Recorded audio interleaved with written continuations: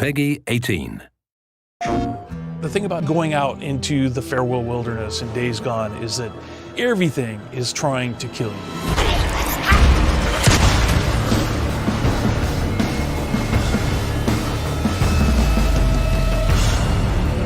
Days Gone is a world that comes for you.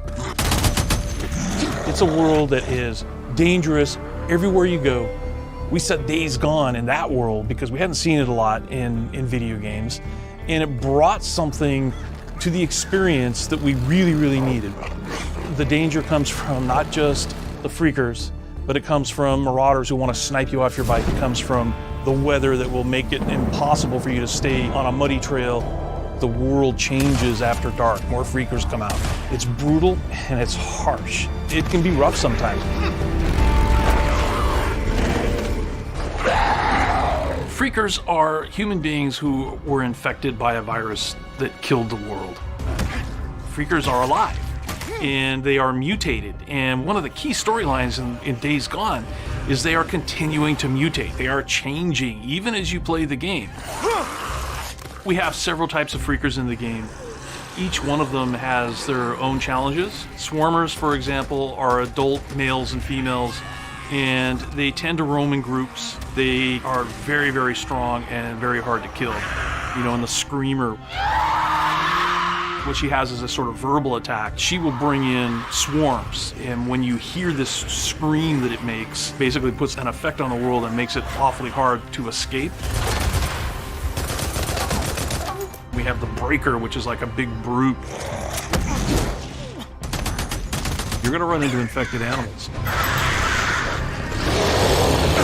Rest in Peace is a cult that worships the Freakers. The Rippers want to be like the Freakers. They dress like them, they scar themselves. Because the Rippers worship the Freakers, they won't attack them. When you're playing Days Gone, you just have to be aware of everything around you all the time. We really wanted to build a world that was dangerous. You know, you can explore, it's beautiful, but what if that world was always trying to kill you?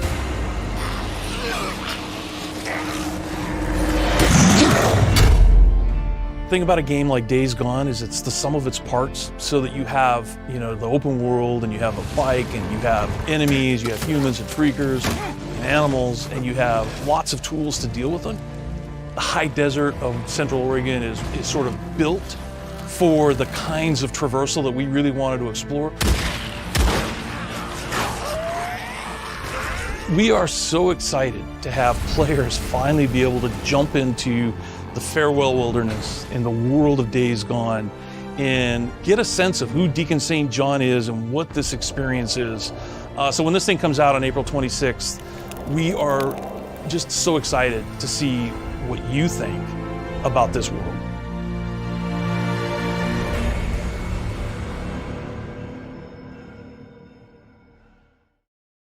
For the players.